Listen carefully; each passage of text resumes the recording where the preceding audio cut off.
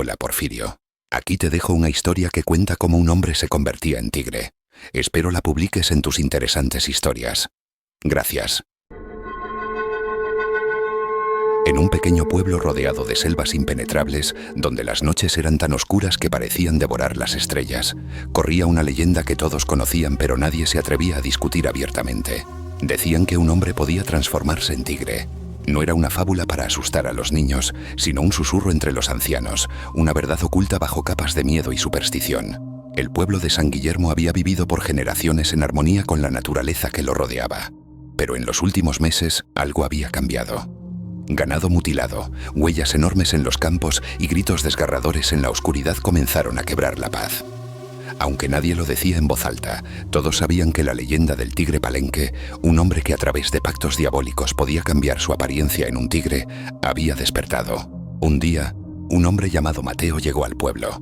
Era un forastero, joven y de mirada intensa, con un aire de misterio que atraía y repelía al mismo tiempo. Decía ser un naturalista que estudiaba la fauna de la selva, pero su presencia generó rumores inmediatos. Algunos juraban haberlo visto merodeando por las noches cerca de los campos donde el ganado había sido atacado. Mateo se hospedó en la posada de doña Clara, una mujer mayor que había vivido toda su vida en San Guillermo. Aunque era amable con él, no pudo evitar notar ciertos detalles inquietantes. Mateo nunca comía carne, tenía una cicatriz que recorría su brazo derecho y sus ojos parecían brillar en la penumbra. Una noche, mientras Mateo revisaba sus notas, doña Clara se armó de valor para preguntarle: ¿por qué ha venido a este lugar, señor Mateo? No es común que alguien como usted se aventure tan lejos. Mateo levantó la vista, sonrió ligeramente y respondió: busco entender los misterios de esta selva. Hay algo aquí que me llama, algo que no puedo ignorar. Esa respuesta no tranquilizó a doña Clara. Más bien, confirmó sus sospechas de que Mateo sabía más de lo que estaba dispuesto a revelar. De pronto, escucharon un ruido en los arbustos. Encendieron sus linternas y lo vieron. Un tigre enorme, más grande de lo normal, con ojos que brillaban como brasas. Pero lo que realmente los paralizó fue ver que, antes de desaparecer entre los árboles, el tigre los miró con una expresión que no era completamente animal. Había algo humano en esos ojos. A la mañana siguiente el pueblo estaba al borde del pánico. Los rumores se esparcieron rápidamente, y muchos comenzaron a sospechar de Mateo.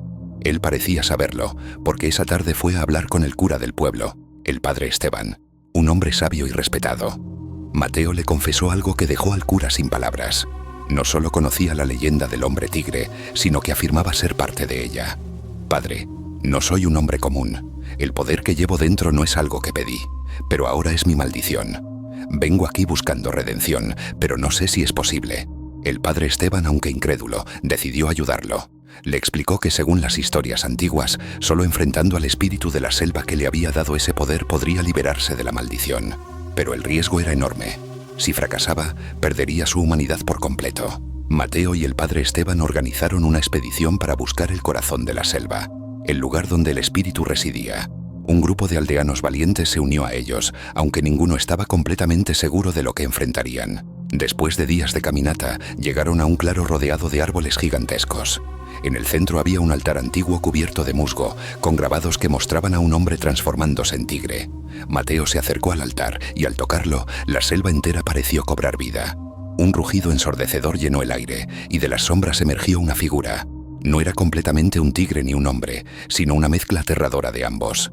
Era el espíritu de la selva, el mismo que había maldecido a Mateo. El espíritu le exigió a Mateo que demostrara su valentía y su humanidad.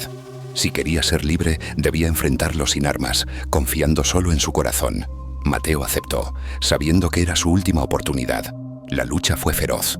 Mateo se movía con la agilidad de un tigre, pero también mostraba la determinación de un hombre que buscaba redimirse. Cada golpe era un recordatorio de su lucha interna, de la batalla entre su humanidad y la bestia dentro de él. Finalmente, con un rugido que resonó en toda la selva, Mateo logró derrotar al espíritu. Pero en lugar de destruirlo, lo perdonó. En ese momento la selva se llenó de una luz cálida y Mateo cayó de rodillas, exhausto pero libre. Cuando Mateo regresó al pueblo, era un hombre cambiado.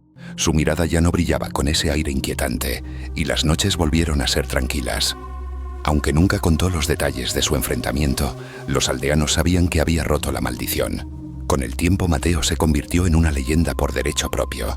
No solo como el hombre que había vencido al tigre, sino como alguien que demostró que la humanidad y el valor podían superar incluso las maldiciones más oscuras.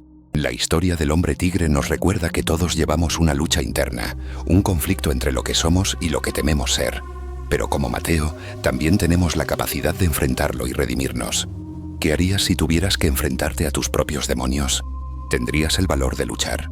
Gracias por escuchar. Y recuerda, si tienes una historia que contar, solo escríbenos al correo y la contaremos en nuestro programa. De igual forma, recuerda suscribirte para seguir trayéndote historias sorprendentes.